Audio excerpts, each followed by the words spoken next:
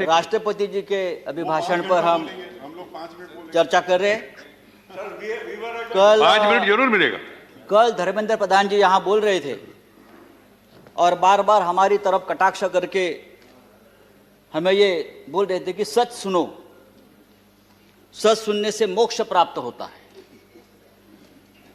हम तो 6 साल से सच सुन रहे हैं और झूठ को भी सच मान रहे हैं, लेकिन आज जो चल रहा है हमारे देश में, जो माहौल है, मैं देखता हूं जो सच बोलता है, जो सच लिखता है, उसे गद्दार, देशद्रोही कह के पुकारा बोल दिया जाता है।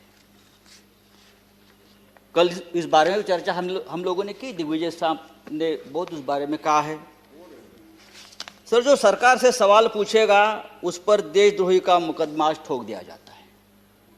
कितने नाम मैं आपको बता सकता हूं। हमारे सदन में संजय सिंह, जो हमारे सदस्य है संजय सिंह, उसके ऊपर देशद्रोह का मुकदमा है। राजदीप सरदेसाई, जाने माने पत्रकार, जिसको हमने सरकार ने पद्मश्री दिया है, पद्म पुरस्कार सम्मानित किया है, उसको हमने देशद्रोही बना दिया है।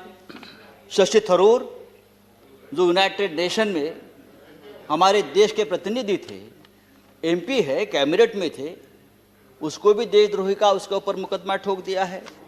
जो सिंघू बॉर्डर पर रिपोर्टिंग करने वाले मंजीत सिंह, धर्मेंद्र सिंह और भी ऐसे बहुत से पत्रकार हैं या लेखक है, उसको हमने इस कानून के तहत, देशद्रोह के कानून के खिलाफ मुकदमा ठोक दिया है। मुझे लगता है कि हमारे कानून के किताब में से सब आईपीसी धाराएं खत्म कर दी और सब देशद्रोही की धारा एक वही रख दी है। डोमेस्टिक वायलेंस हो तो भी देशद्रोह का मुकदमा आप ठोक देंगे। पंतप्रधान मोदी हमारे लिए आदरणीय है। देश के प्रधानमंत्री जी का हम सम्मान करते करते रहेंगे। उन्हें प्रचंड बहुमत मिला है देश चलाने के लिए, हम ये मानते हैं। लेकिन बहुमत जो होता है वो अहंकार से नहीं चलाया जाता। बहुमत बड़ा चंचल होता है। हमारे मराठी के एक संत है तुकाराम, संत तुकाराम, उसने कहा है, निंदकाचे घर असावे शेजारी। उसका मतलब है जो आपका निंदक है, जो आपके ऊपर क्रिटिसाइज करता है, आपको आईना दिखाता है, वो आपके आसपास रहना चाहिए, उसका घर आपके बगल में रहे। लेकिन आज ऐसा है कि जो निंदा करे, जो टीका करे, आप उसको बदनाम कर देते हो।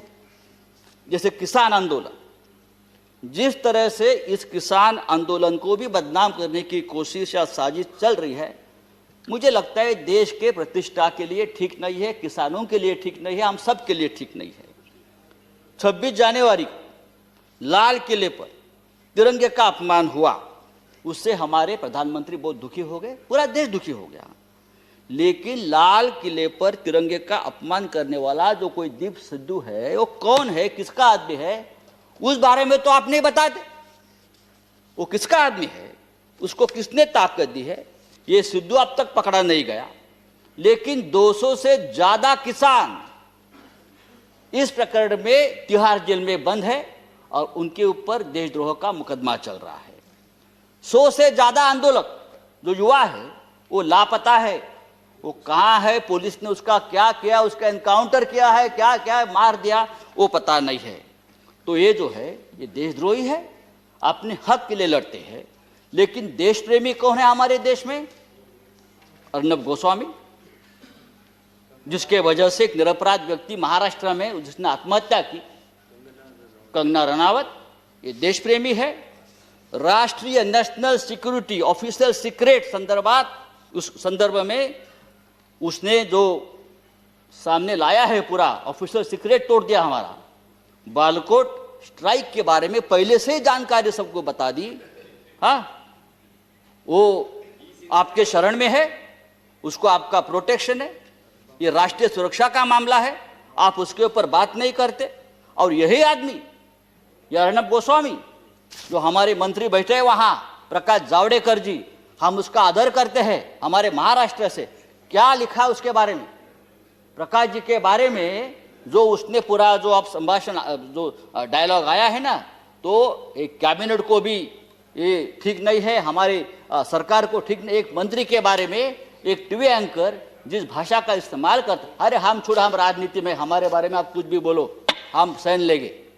लेकिन एक कैबिनेट में एक हमारे मंत्री है, उस बारे में जो बात करते हैं, और आपको शर्म आनी चाहिए सबको, आप उसको शरण दे रखिए। तो ये जो चल रहा है ये नहीं चलेगा सर।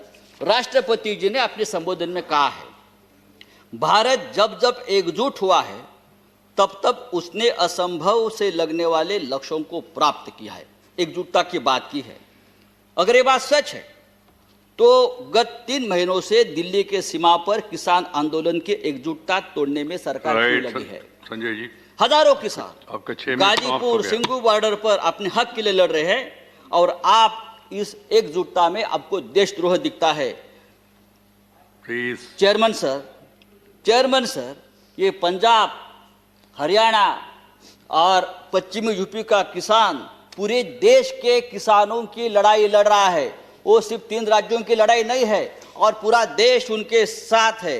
तो उनको देशद्रोह कहना ठीक नहीं। ये पंजाब का किसान, हमारा सिख भाई, जब मुगलों से लड़ा तो हम उसे योद्धा कहते थे, जब अंग्रेजों से लड़ा तो हम उसे देशभक्त कहते थे।